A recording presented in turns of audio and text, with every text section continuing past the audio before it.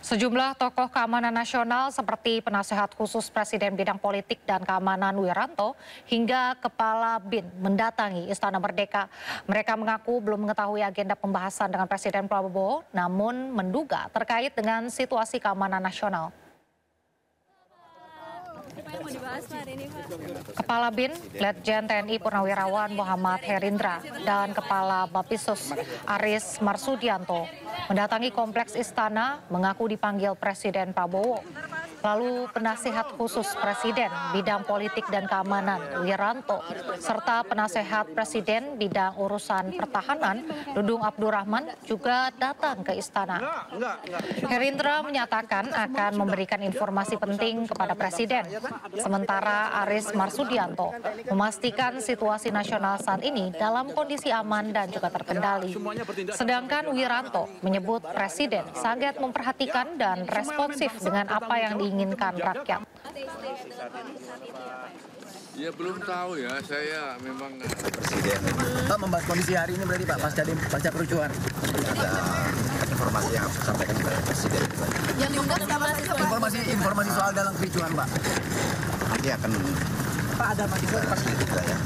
Bapak, tapi situasi di Indonesia udah aman belum sih Pak pasca demo? Insya Allah aman. Karena kayak dari intelijen gitu Pak. Berarti udah ada dalang-dalangnya Pak. Pokoknya sebagian apa yang diminta oleh para pendemo, oleh masyarakat, ya, tentu selalu didengar oleh Presiden ya. Dan Presiden juga tentu sedapat mungkin telah mendengarkan itu, kemudian memenuhi apa yang diminta. Tentunya tidak serentak ya, semua dipenuhi. Kalau semua permintaan dipenuhi kan juga repot ya. Oleh karena itu tentu kita nyerahkan saja kepada Presiden yang saya tahu beliau sangat memperhatikan, sangat mendengarkan dan responsif ya. Kembali di Sindo Malam, pemirsa, mantan Mendikbudristek Nadiem Makarim ditetapkan sebagai tersangka dalam kasus pengadaan Chromebook. Nadiem akan ditahan di rutan selama 20 hari ke depan di Rutan Salemba Kejaksaan Negeri Jakarta Selatan. Dirdik Kejaksaan Agung Nur Cahyo Jungkung Madio menyebut Nadiem bertemu dengan pihak Google pada bulan Februari 2020. Bertemu Google untuk menggunakan Chromebook bagi peserta didik. Disepakati Chrome OS dan Chrome Device digunakan dalam proyek alat teknologi informasi dan komunikasi atau TIK.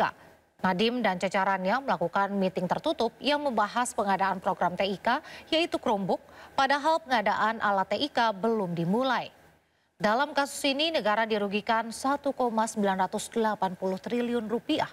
Nadiem akan ditahan di rutan selama 20 hari ke depan di Rutan Salemba.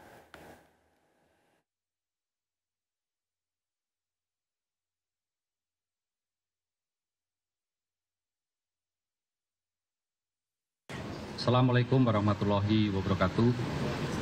Salam, Om Swastiastu, Namo Buddhaya, salam kebajikan. Sehubungan dengan perkembangan penyidikan perkara dugaan tindak pidana korupsi pada Kementerian Pendidikan, Kebudayaan, Riset, dan Teknologi dalam program digitalisasi pendidikan tahun 2019 sampai dengan tahun 2022, dapat kami sampaikan bahwa berdasarkan hasil pemeriksaan dan alat bukti yaitu berupa keterangan saksi, ahli, petunjuk, dan surat, serta barang bukti yang telah diterima atau diperoleh tim penyidik pada Jampisus, pada hari ini kembali menetapkan satu orang tersangka dengan inisial NAM selaku Menteri Pendidikan, Kebudayaan, Riset, dan Teknologi Republik Indonesia periode tahun 2019-2024. Perbuatan yang dilakukan oleh tersangka NAM antara lain yaitu pada bulan Februari 2020,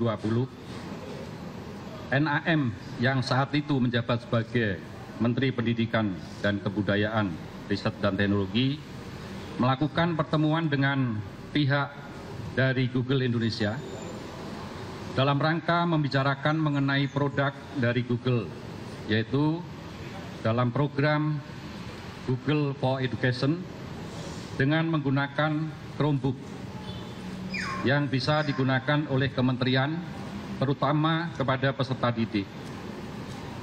Dalam beberapa kali pertemuan yang dilakukan 6 dengan pihak Google telah disepakati bahwa produk dari Google yaitu Chrome OS dan Chrome Device Management.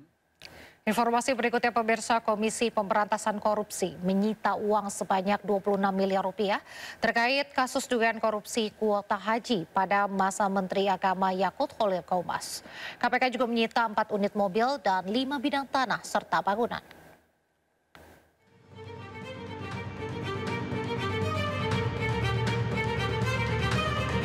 Komisi Pemberantasan Korupsi menyebut menyita sejumlah uang dan aset terkait kasus dugaan korupsi kuota haji pada masa Menteri Agama Yakut Khalil Qomas. KPK belum membeberkan pemilik dari sejumlah uang dan beberapa aset yang disita itu.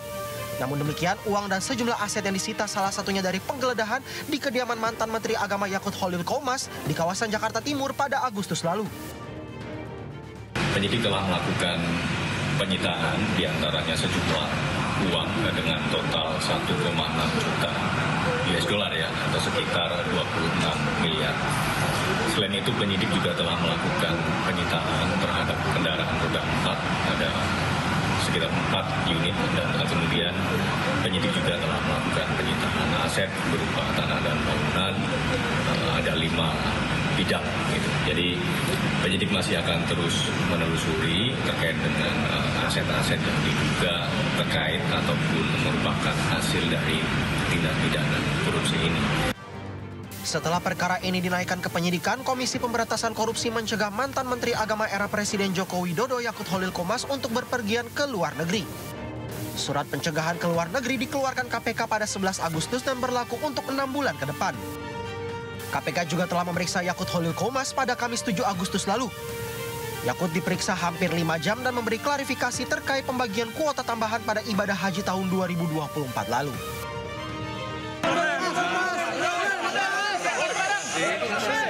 Saya berterima kasih akhirnya saya mendapatkan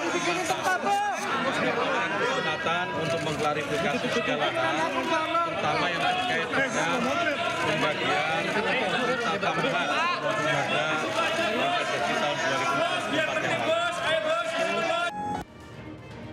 Kerugian negara akibat perkara ini mencapai lebih dari 1 triliun rupiah. KPK menyebut angka itu merupakan perhitungan internal KPK dan sudah didiskusikan dengan Badan Pemeriksaan Keuangan atau BPK. Tim Liputan iNews melaporkan.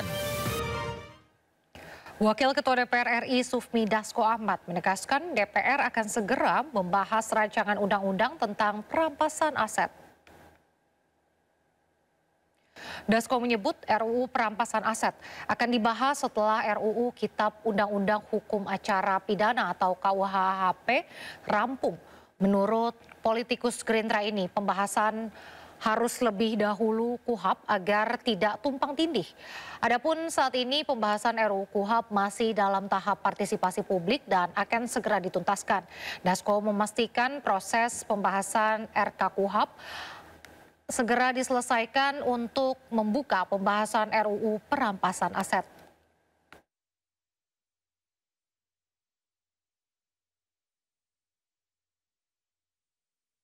Ya tadi sudah disampaikan kepada adik-adik mahasiswa bahwa undang-undang perampasan aset itu terkait dengan beberapa undang-undang yang saling terkait dan supaya tidak tumpang tindih. Terakhir kami sudah sampaikan bahwa tinggal menunggu KUHP selesai, kita akan bahas undang-undang perampasan aset karena itu saling terkait. Nah, ini undang-undang perampasan, undang-undang KUHP-nya masih terus menerima partisipasi publik. Tapi kami sudah sampaikan kepada pimpinan Komisi 3 bahwa sudah ada batas limit yang mesti kita selesaikan karena partisipasi publiknya.